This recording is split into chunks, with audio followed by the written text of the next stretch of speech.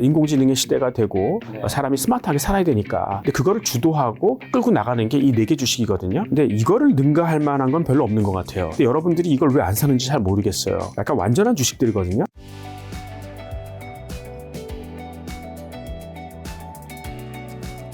이제 크리스마스도 끝나고 정말 이제 한 해가 며칠 안 남은 거잖아요. 네네. 아무래도 지금 올해도 한번 돌아보고 또 내년 증시도 이제 사람들이 많이 궁금해 하실 텐데 교수님께서 현재 한국이랑 미국 증시 점검 어떻게 보시면서 그 다음에 내년 전망 어떻게 좀 보시나요? 그러니까 올해를 시작하면서 이제 많은 분들이 경기 침체가 올 것이다. 뭐 증시 대폭락을 준비해야 된다. 뭐 이런 얘기 많이 했었지만 사실 코스피는 올해 17% 반등을 했고요. S&P 500은 25% 정도 상승을 했었죠. 예. 그래서 생각보다 굉장히 좋았던 것 같아요. 아무래도 고용이 그렇게 나쁘지 않았고 그 이유는 이제 신경제, 그러니까 디지털이라든가 인공지능 이런 쪽에서 계속 고용이 창출되고 있잖아요. 예, 그런 부분이 있었고 특히 이제 일본 같은 경우에는 29%가 올랐어요. 니케이 225가. 반면에 이제 중국의 CSA 300은 마이너스 15%니까 완전히 대조를 이루었죠. 그러니까 앞으로 교육이 감소하고, 그러니까 미국이 고금리로 가면서 이제 엔화나 위안화가 절하됐지 않습니까? 근데 일본은 대체될 수 없는 산업들, 그러니까 정밀기계나 정밀로 화학 뭐 이런 쪽에서 여전히 수출 산업이 건재해서 엔화 절하의 효과를 다 얻었던 반면에 중국은 굉장히 교육 감소에 직격탄을 맞았던 그런 한 해로 볼 수 있겠습니다. 그래서 지난 10년을 돌아보면 우리나라가 가장 안 좋았던 것 같아요. 그러니까 지금 이 주가 지수, 그러니까 코스피의 시세 차익이라든가 배당 수익을 합해 보면 우리나라가 연 3.6%밖에 안 돼요. 근데 이제 S&P 500이 11.6%로 제일 좋았고 니케이가 한 뭐 9.9%로 그 다음이었고 유럽이나 뭐 중국 같은 경우는 한 5% 정도를 봤었는데 우리 그거보다 못한 거죠. 그러니까 사실 이게 한 해만 봤을 때는 뭐 고작 한 뭐 7%라고 말할 수 있지만 연복리로 계산이 되면 되게 커지는 거잖아요. 그렇죠. 굉장히 벌어지는 게 심한 거죠. 근데 우리나라가 이렇게 좀 언더퍼폼하는 이유가 뭘까 생각해 보면 이제 확실히 어떤 나라나 이 주가를 끌어올려주는 주도주 같은 게 있어야 되잖아요. 그렇죠. 그런 어떤 그 반짝반짝하는 어떤 스타들이 있어야 되는 건데 우리나라가 그런 게 많이 부족한 것 같아요. 다행히 이제 2023년에는 배터리라는 게 있었잖아요. 그렇죠. 주가를 끌어올려줘야 되는데 이제 그런 것들이 이제 계속 좀 우리나라는 줄고 있다. 이게 좀 문제가 되는 것 같고요. 그러니까 예전에 제가 활동할 때만 해도 한국이 굉장히 좀 성장기에 있는 기업들 그리고 성숙기 초반 뭐 이래서 좀 굉장히 재밌는 기업들이 많이 있었는데 지금은 다 늙어버린 것 같아요. 교육 감소도 거기에 많은 영향을 주고 있고 근데 이제 뭐 반도체나 자동차 지금은 이제 불확실성에 많이 휩싸여 있는 거죠. 그리고 그 다음을 이을 뭐 네이버나 카카오 이건 완전히 국내용이고요, 그냥. 그리고 이제 배터리가 올해 조금 좀 하이라이트를 줬었는데 과연 유지될 수 있는 건지 이런 것도 좀 걱정이 되고 지금은 이제 금리 인하가 가장 화두가 돼 있지 않습니까? 그럼 당연히 이제 미래를 얘기하는 기술주들이 올라올 거 아니에요. 그렇죠. 근데 한국 기술주들이 있냐는 거예요. 그거는 이제 한국보다 미국에 있을 거 아니겠어요? 그래서 이제 미국을 쳐다보자. 뭐 이렇게 얘기를 드리는 거죠. 예.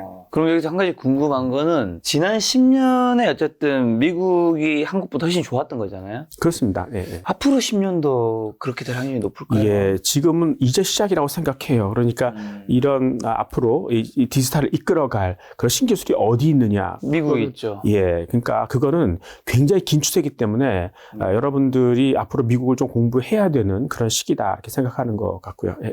자, 그럼 이제 내년에 은행 예금이나 채권, 주식, 금, 뭐 다양한 투자 자산들이 있잖아요. 2024년 어떤 자산 좀 늘려야 될까요? 그래서 예금이라는 거는 사실 돈이 너무 많아서 그냥 더 이상 재산을 증식할 필요가 없는 사람들 그리고 이제 자산 관리에 이제 신경 쓸 여유가 없는 사람들 있잖아요. 그러니까 웬만하면은 예금은 하지 말아야 되는 거죠. 그리고 조금 성의 표시하려면 그래도 채권이라도 갖는 게 좋을 것 같고 아무래도 이제 금리가 인하되니까 이제 채권 가격이 올라갈 거 아니겠습니까? 특히 이제 장기 채권일수록 그 효과가 더 크지 않습니까?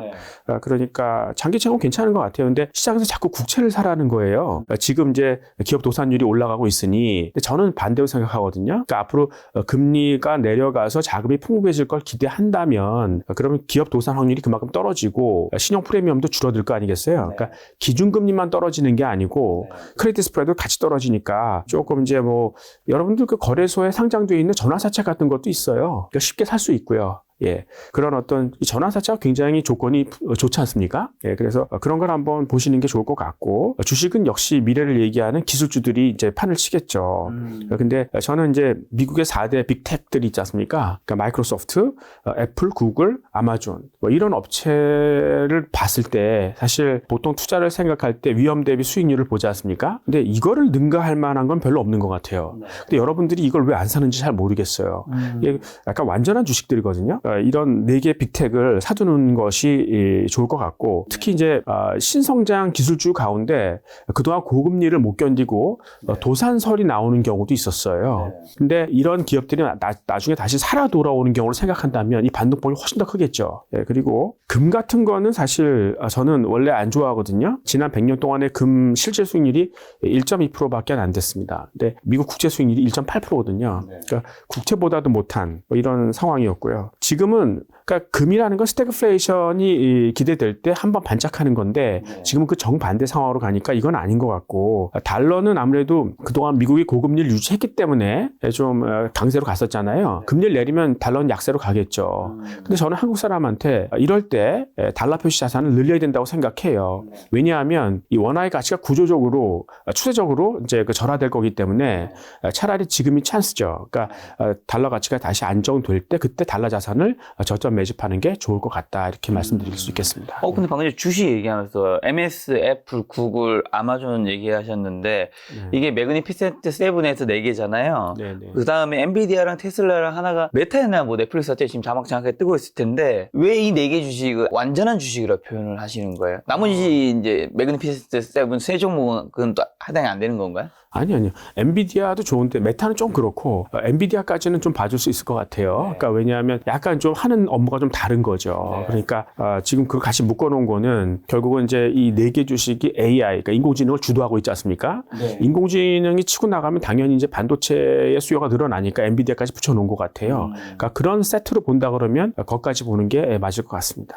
근데 완전한 주식이란 건 어떤 의미인 건가요? 그러니까 보통 리스크 대비 리턴을 이제 찾는 거 아니겠어요? 그렇죠. 예, 근데 어떤 미래의 어떤 그런 성장 가능성을 볼 때 리스크 대비 리턴이 이것만큼 좋은 거는 사실 찾기 어렵다고 생각하는 거죠. 왜냐하면 앞으로는 이제 그 인공지능의 시대가 되고 사람이 스마트하게 살아야 되니까. 근데 그거를 주도하고 끌고 나가는 게 이 4개 주식이거든요. 그러니까 여기 중심이 될 수밖에 없어요. 자, 지난 12월 FOMC 있었잖아요. 이 해석이 뭐 전문가마다 다 조금씩 다른데 교수님 결과 어떻게 해석하시고 파월의 멘트에서 주목할 내용 그리고 어쨌든 금리 인하를 이제 시사했잖아요. 제가 듣기로는 2024년에 3번 그 다음에 5번 정도 시사를 했던 것 같은데 금리 인하 시작되면 주가 방향이랑 금리 인하 시기에 좀 주식 투자 방법이 또 지금과 뭔가 좀 달라야 될 것 같기도 하고요. 그러니까 이제 미국 연준이 고금리를 고집하다가 결국 말을 바꿨죠. 그래서 내년에 이제 3번 정도 25bp씩 내리겠다. 뭐 이렇게 얘기했는데 시카고 선물거래소에 반영된 컨센서스는 좀 달라요. 상반기에 3번, 하반기에 3번, 총 6번 내릴 것이다. 뭐 이렇게 얘기를 하고 있죠. 근데 이제 우리의 관심은 그거보다 더 내릴 수 있을 것인가? 뭐 이런 그러니까 금리 인하 속도에 대해서 좀 관심이 있는 거고요. 저는 그럴 거라고 생각해요. 그러니까 사실 그동안 고금리를 유지하겠다는 게 인플레를 핑계로 삼았지 않습니까?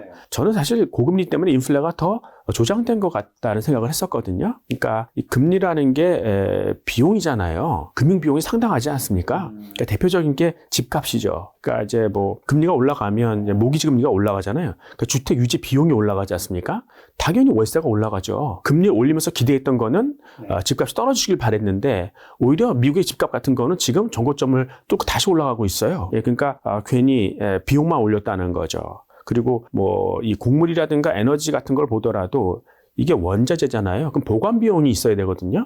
거기에 금융 비용이 상당하다고요. 그러니까 금리 올렸으니까 오히려 인플레가 조장된 거죠. 그러니까 코스트 푸시 인플레이션이었잖아요. 이게 수요가 아주 좋았던 게 아니라. 예, 그러니까 이런 비용 유발 인플레이션인데 금리까지 올려서 설상가상으로 더 인플레를 악화시켰다. 금리 올려서 수요를 잡고 싶었는데 원래 수요는 그렇게 강한 게 아니었다. 그러니까 억제할 수요도 없었다. 이렇게 이제 우리는 생각을 하는 거죠. 그래서 오히려 금리를 낮추면 인플레가 더 빠르게 안정될 가능성이 있다고 저는 생각하는 거죠. 그러면 그 인플레의 어떤 근원을 보자. 그럼 뭐 예를 들어 유가를 한번 볼게요. 그러면 지금 오펙이 계속 석유 감산을 하면서 유가가 막 치고 올라갔었던 거 아니겠어요? 요즘에 유가가 물가가 좀 안정되고 떨어지고 있어요. 그 주된 이유가 뭐냐면 미국의 원유 재고가 늘은 거죠. 그러니까 사실 이 바이든이 약간 좀 실수를 한 거죠. 그러니까 처음에 집권한 다음에 여기 화석 연료와의 전쟁을 선언한 거죠. 그래서 돈이 아예 셰일가스 쪽으로 못 갔어요. 투자가 안 됐다고요. 그러니까 그런 와중에 오펙이 감산하니까 꼼짝 못했던 거죠.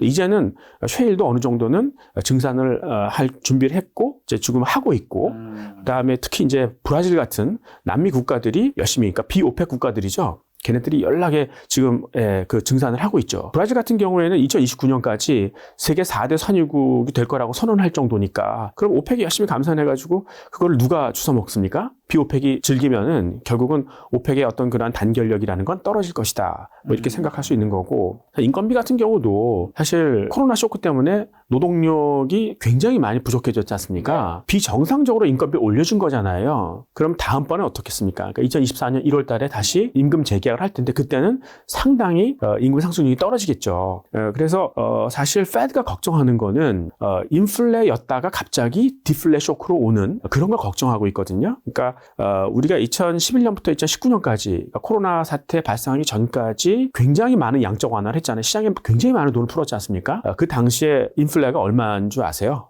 그러니까 연 1.7%밖에 안 돼요. 얘네가 타겟했던 2%에는 택없이 모자랐다는 거죠. 그러니까 사실 수요만 봤을 때는 굉장히 오히려 디플레 압력이 굉장히 있었다는 거죠. 그런 민낯이 드러날까 봐 걱정을 하는 거고요. 특히 이제 고금리가 걱정되는 이유가 꽤 오랫동안 유지됐었지 않습니까?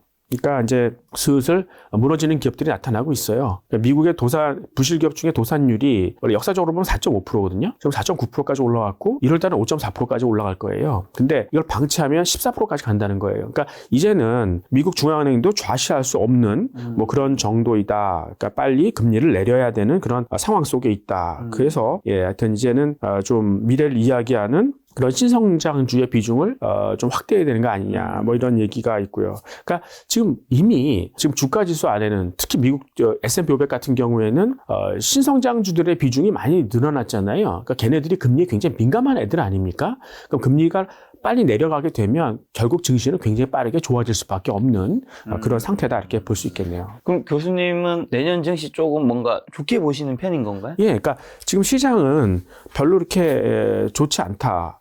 그렇게 얘기를 해요. 왜 그러냐? 그러면 올해 많이 올랐다. 그러니까 벌써 뭐 한 20% 이상 오르지 않았냐? 그렇죠. 이미 그러니까 이제 축포는 터뜨렸다. 그리고 고금리의 후유증이 나타날 것이다. 뭐 이렇게 얘기를 하는 것 같은데 올해를 시작하면서 똑같은 실수를 한 거죠.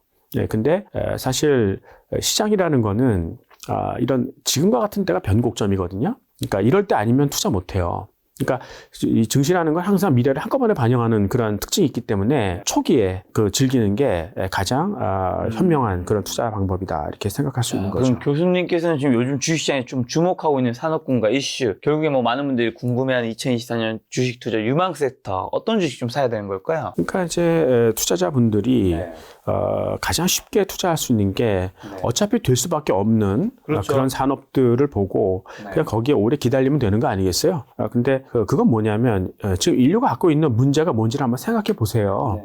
그리고 그 문제를 해결할 수 있는 방안 쪽으로 결국 돈은 흐를 수밖에 없다는 거죠. 그러면 일단은 빚인 것 같아요. 빚이 계속 늘어나니까요. 근데 이게 결국은 인구 구조하고 일맥상통하는 문제 아니겠습니까? 그러니까 사람이 늙으니까 소비를 잘 안 하죠. 그러니까 기업도 투자할 필요가 없는 거고 고용도 줄고 그러니까 경제가 저성장이 되니 세금도 안 걷히죠. 근데 사람이 늙으면 이제 또 의료 비용이라든가 복지 비용이 많이 들잖아요. 결국은 이제 그 재정이 악화되고 국가가 빚을 지게 되는 뭐 그런 악순환이 되는 거죠. 근데 여기에 이렇게 이제 빚을 어떻게 해결할까? 인구 구조를 바꿀 수 있을까요? 그건 어렵잖아요. 그러면 결국은 이제 성장이 안 되면 비용이라도 이제 축소시켜야 될 거 아니겠습니까?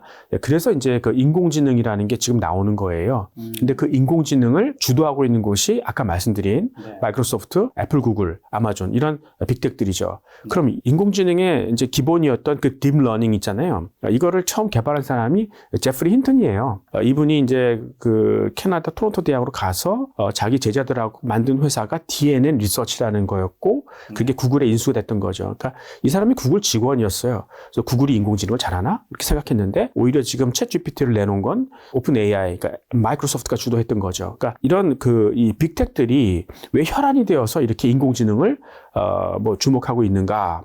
그거는 이 네 개의 이 빅텍들이 지금 하는 일은 다 달라도 쳐다보고 있는 곳은 한 곳이에요. 얘네들은 무엇이든 물어보세요. 내가 다 해결해 드리겠습니다. 그러니까 원스톱 서비스를 해주겠다는 거죠. 결국은 예를 들어서 당신의 혈액 정보를 나한테 좀 보여주세요. 네. 그러면 이 AI 기법을 통해서 혈액의 어떤 그 단백질의 패턴, 이걸 분석하는 거죠. 그래서 당신이 지금처럼 살면 몇 년 후에는 어떤 병이 이렇게 발병할 거니 지금부터 이런 치료법을 쓰거나 아니면 이런 약을 드세요. 라고 미리 얘기해 준다고는 굉장히 중독성 있는 서비스가 될 거 아니겠습니까? 네. 다 이런 걸 통해서 사람들을 다 가둬두겠다는 얘기죠. 결국은 그런 패권은 얘네들이 가져갈 거예요. 그럼 이걸 가장 두려워하는 게 누구냐면 어떤 기득권이죠. 그러니까 이제 그 핵심 중에 핵심이 이제 유태인 금융자본들이죠. 지금 이 빅텍을 계속 견제하는 그런 세력들이 이런 쪽이고, 그래서 이제 지금은 이제 굉장히 규제가 좀 심한 편인데 앞으로는 대세가 되지 않을까? 이런 생각을 해보는 거고, 그리고 이제 결국 인공지능이라는 게 결국은 이제 패턴을 잡는 거지 않습니까? 그러면 결국은 그걸 다 계산을 해야 되거든요. 그러니까 이 계산 능력, 즉 반도체 역량이 계속 뛰어나야 되는 거죠. 그래서 엔비디아나 AMD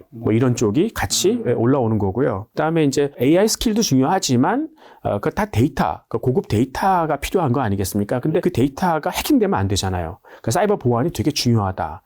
그래서 이제 이 크라우드 스트라이크 같은 회사가 또 이제 부각이 되는 거고, 이렇게 이제 말씀드릴 수 있고, 그 다음에 또 하나의 문제는 어차피 지금 인류는 신재생으로 넘어가기로 했어요. 이게 그렇죠. 물론 환경 문제일 수도 있고, 또 이제 중국을 견제하기 위한 것도 있을 수 있지만 어차피 가기로 했어요. 근데 지금의 문제는 뭐냐면 송전망이 없어요.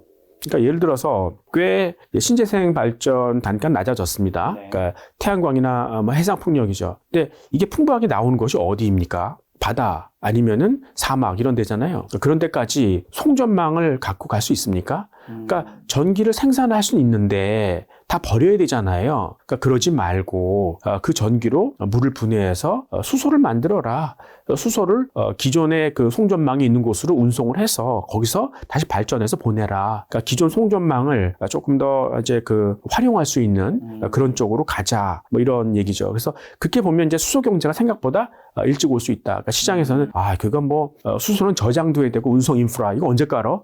아마 늦게 올 거야라고 생각하는데 생각보다 일찍 올 수 있을 것이다. 이럴 때는 이제 이 발라드 파워라고, 여기는 이제 수소를 가장 먼저 이제 다뤘던 업체죠. 그다음에 플러그 파워 이거 마찬가지입니다. 그래서 이런 두 업체가 생각보다 일찍 올라올 수 있다 이렇게 생각할 수 있고요. 그다음에 이제 철을 생산할 때 그 철광석이 있잖아요. 네. 거기 산소가 붙어 있어요. 그럼 그걸 떼어내야 돼요. 네. 지금은 탄소를 때려 넣죠. 그럼 CO2 날아가고 이제 쓸 수 있거든요. 근데 CO2는 지구 온난화하지 않습니까? 네.